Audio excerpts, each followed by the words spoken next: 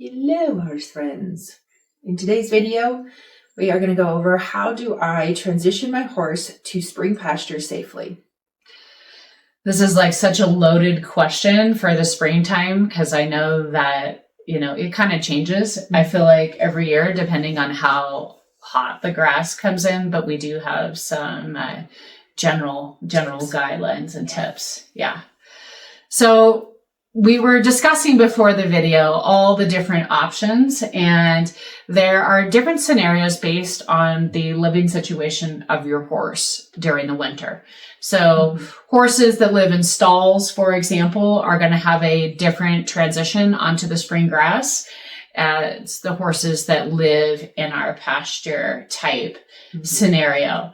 So tell me how you would transition a horse from if they lived in a stall to the spring grass. Yeah, so I personally I have a couple of horses that are in stalls and everything. So what I do is I like to acclimate them to the grass, the growing, the sugars that are in it. And I like to start by hand grazing them. And I start off about 5 minutes, give or take a couple minutes. That's, and then I go up from there each week. I add a few minutes, but I get them used to it. I also start off like midday. I don't go super early in the morning, just because that's when that grass is. The sugar content is higher, morning and night. That's when the grass starts charging itself to start growing.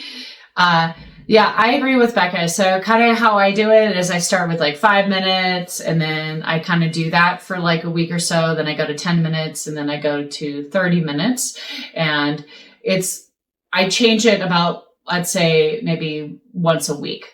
So I kind of pick a day, either it's Monday or Tuesday, and I slowly up it from there. For me, once I get to about 30 minutes, then I can transition it to an hour or more. Yeah. Now with the caveat, we had a really interesting spring here. So we had, if you don't know how grass works, especially Timothy grass, it grows really, really quickly with heat. We had some random 80-degree days, and the grass was just coming in hot. And so during that time frame, I actually backed down my horse's intake, because all of a sudden the sugar content, instead of slowly increasing in the grass, it just jumped up. Now, this also depends on the height of your grass. The taller your grass is in general, the less sugar, believe it or not. So, because it's less stressed. So, there's so many variables in this. And also consider, of course, does your horse have metabolic syndrome? Are they a younger horse that is less prone to that? What is their body type? What is their breeding type?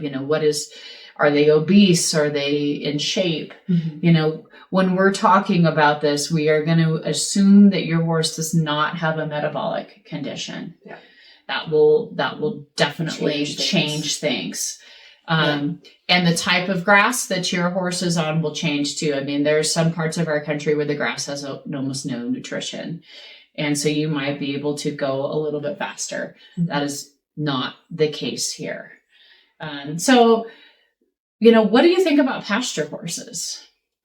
So I think pasture horses, especially if they're on a, all through the winter and as everything's growing, they've already been getting acclimated to it because the grass is growing, but it's going to be those little shoots and the younger grass that's not really fully coming up, and they're just nibbling at it.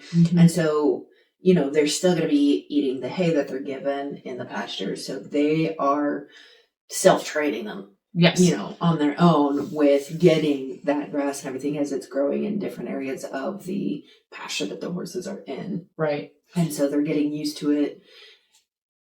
Kind of as the longer time frame, because, they're going to have those tiny little bits, but they're going to do that. And they might dig a little bit. I've seen some of our horses do that. We're like, come on, grass, hurry up. Yeah. They rotate depending on where, what they're, getting from the grass nutrition wise. And like we said, the grass goes through stages. it's coming out of dormancy, then it's growing. And so the horses that are on pasture, hopefully, if it's a well-maintained pasture, that's another caveat. If it's a well-maintained pasture, that they are kind of evolving and adjusting to the grass as it grows and matures. Now, you know, another thing you got to pay attention for in your horse as you're transitioning them onto the spring grass is how gassy are they getting?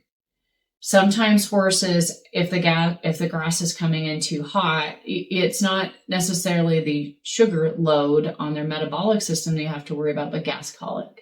And that is the biome in their stomach having to adapt and change to the grass. So we have to remember that the biome in the horse's stomach is a living organism, and it needs to slowly adapt to the new feed changes, just like you would be doing grass hay if you're buying from a new supplier, right?